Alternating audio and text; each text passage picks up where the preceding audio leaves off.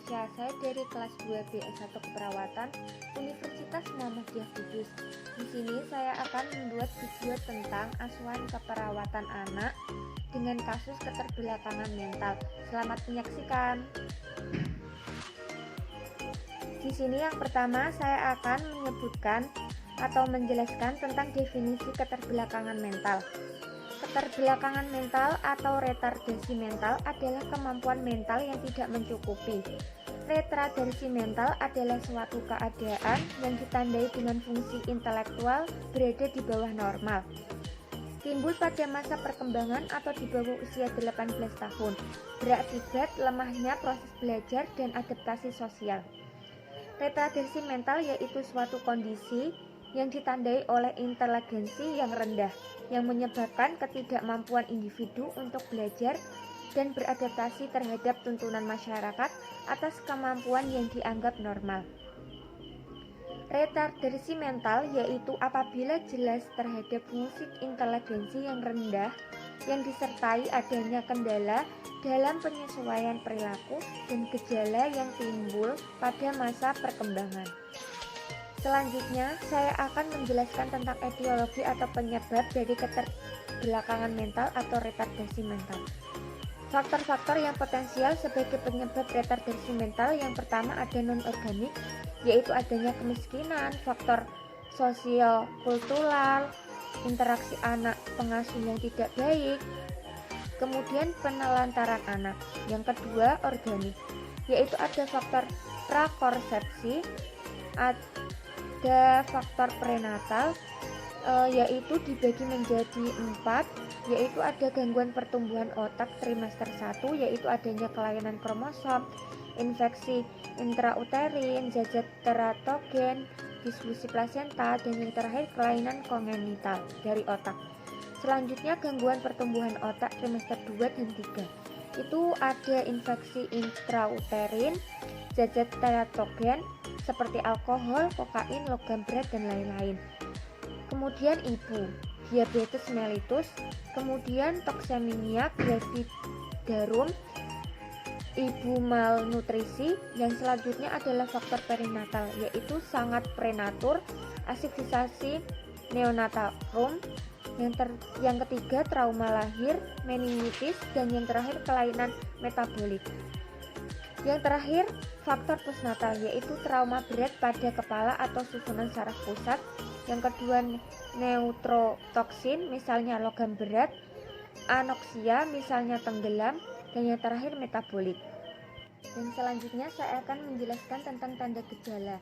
Yang pertama, ada kelainan pada mata, yaitu katarak, bintik ceri merah pada daerah makula. Yang terakhir, kornea keruh. Yang kedua, kejang. Kejang yang pertama ada kejang umum tonik-klonik, yang kedua kejang pada masa neonatal, yang ketiga kelainan pada kulit, itu ada bintik caveolate, yang keempat kelainan rambut seperti rambut rontok, rambut cepat memutih, dan rambut halus. Yang kelima kepala, yaitu mikrosefali, makrosefali. Yang keenam perawakan atau pendek, yaitu kretin.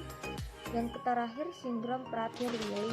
Yang terakhir adalah dystonia atau sindrom Haller-Fonden. Yang selanjutnya saya akan menjelaskan tentang komplikasi. Yang pertama cerebralasi, yang kedua gangguan kejang, yang ketiga gangguan kejiwaan, yang keempat gangguan konsentrasi atau hiperaktif, yang kelima defisit komunikasi, dan yang terakhir adalah konstipasi. Yang selanjutnya saya akan menjelaskan tentang pemeriksaan penunjang. Pemeriksaan penunjang yang pertama yaitu kromosom kariotip, yang kedua EEG, yang ketiga CT, yang keempat titer virus untuk infeksi kongenital, yang kelima serum asam urat, yang keenam laktat dan piruvat, yang ketujuh plasma asam lemak rantai sangat panjang, yang kedelapan serum seng, yang kesembilan logam berat dalam darah, yang ke-10 serum tembaga, yang ke-11 serum asam amino atau asam organik, yang ke-12 plasma amonia, yang terakhir adalah analisa enzim lisosom pada leukosit atau biopsi kulit. Yang selanjutnya saya akan menjelaskan tentang penata laksanaan. Pelaksanaan anak dengan retardasi mental adalah multidimensi dan sangat individual. Tetapi perlu diingat bahwa tidak semua anak. Penanganan multidisiplin merupakan jalan yang baik. Sebaiknya dibuat rancangan suatu strategi pendekatan bagi setiap anak secara individual untuk mengembangkan potensi anak tersebut seoptimal mungkin. Untuk itu, perlu melibatkan psikolog untuk menilai perkembangan mental anak, terutama kemampuan kognitifnya. Dokter anak untuk memeriksa fisik anak, menganalisis penyebab, dan mengobati penyakit atau kelainan yang mungkin ada. Juga kehadiran pekerja sosial kadang-kadang diperlukan untuk menilai situasi keluarganya. Atas dasar itu, maka buatlah strategi terapi. Seringkali melibatkan lebih banyak ahli lagi. Misalnya ahli saraf bila anak juga menderita epilepsi dan lain-lain. Psikiater bisa bila anaknya menunjukkan kelainan tingkah laku atau bila orang tuanya membutuhkan dukungan terapi keluarga. Pada orang tuanya perlu diberi penerangan yang jelas mengenai keadaan anaknya dan apa yang dapat diharapkan dari terapi yang diberikan.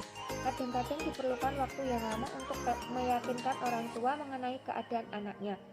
Maka perlu konsultasi pula dengan psikolog atau psikiater. Sekolah khusus anak retardasi mental ini adalah SLBC. Di sekolah ini diajarkan keterampilan-keterampilan dengan harapan mereka dapat mandiri di kemudian hari.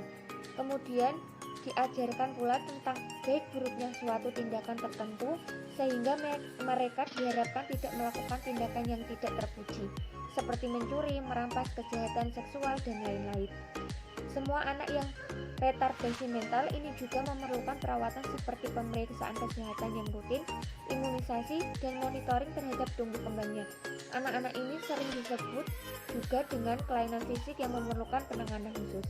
Diagnosa keperawatannya itu yang pertama gangguan penyesuaian individu berdasarkan dengan inteligensi yang rendah, yang kedua hambatan interaksi sosial berdasarkan dengan gangguan proses pikir, yang ketiga isolasi sosial berdasarkan dengan keterlambatan dalam menyelesaikan tugas perkembangan. Yang selanjutnya adalah intervensi keperawatan. Yang pertama yaitu gangguan penyesuaian individu berdasarkan dengan inteligensi yang rendah. Dilakukan tindakan keperawatan selama 3x24 jam, maka gangguan penyesuaian belum teratasi dengan kriteria hasil, belum bisa menggunakan strategi coping yang baik, belum bisa mempertahankan produktivitas. Intervensinya yang pertama bantu pasien untuk mengidentifikasi berbagai peran dalam kehidupan, yang kedua bantu pasien untuk mengidentifikasi peran yang biasa dalam keluarga, yang ketiga bantu pasien untuk mengidentifikasi strategi positif untuk perubahan peran. Terima kasih telah menyaksikan. Apabila ada kurang dan salah, saya mohon maaf. Wassalamualaikum warahmatullahi wabarakatuh.